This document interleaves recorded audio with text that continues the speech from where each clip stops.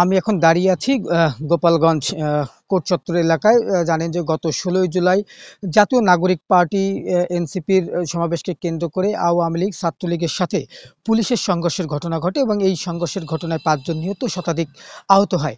এই ঘটনায় গোপালগঞ্জের পরিস্থিতি থমথমে থাকায় জেলা প্রশাসন প্রথমে ১৪৪ ধারা, পরে কারফিউ জারি করেছিল। তবে ৫ দিন পর গতকাল রাত ৮টার পর থেকে এই কারফিউ এবং ১৪৪ ধারা তুলে নেওয়া হয়েছে। কারণ আমরা জেলা প্রশাসনের সাথে কথা বলেছি, আমাদেরকে জানিয়েছেন যে গোপালগঞ্জের পরিস্থিতি প্রায় স্বাভাবিক হয়ে যাওয়ায় এই কারফিউ এবং ১৪৪ ধারা তুলে নেওয়া হয়েছে।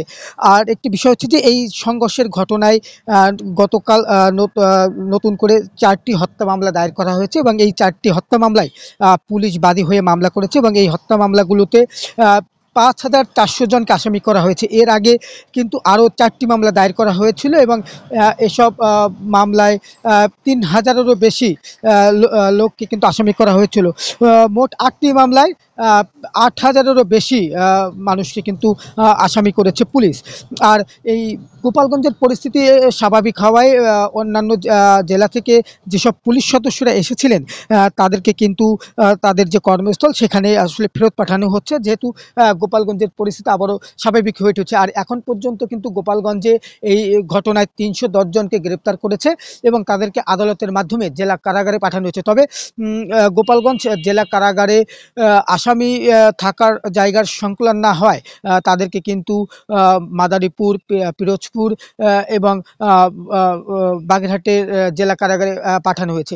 তবে সকাল থেকে কিন্তু গোপালগঞ্জের সাধারণ মানুষ কিন্তু বাইরে বের হয়েছেন, বিশেষ করে দিনমজুর তারা কিন্তু বাইরে বের হয়ে তাদের যে দৈনন্দিন যে কাজকর্ম সেটি কিন্তু তারা করছেন। শহরের যে দোকানপাট খুলেছে, তবে পুরোপুরি কিন্তু দোকানপাট খোলেনি।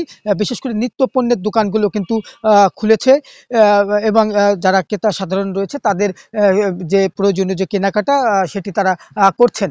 আরেকটি বিষয় হচ্ছে যে গোপালগঞ্জে কিন্তু এখনও পুলিশের টহল রয়েছে, যাতে কোথাও কোনো অপ্রীতিকর ঘটনা না ঘটে সে বিষয়টি কিন্তু তারা নিশ্চিত করছেন। মোড়ে মোড়ে কিন্তু এখনও পুলিশ সদস্যরা রয়েছেন।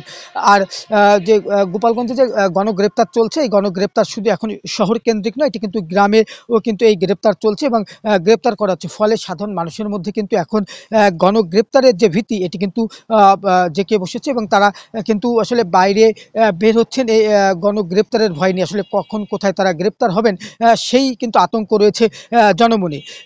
যদি বলা চলে যে গোপালগঞ্জের পরিস্থিতি এখন মোটামুটি স্বাভাবিক হলেও গ্রেপ্তার আতঙ্ক রয়েছে এবং তারা কিন্তু আসলে গ্রেপ্তারের ভয়েই রয়েছেন সাধারণ মানুষ।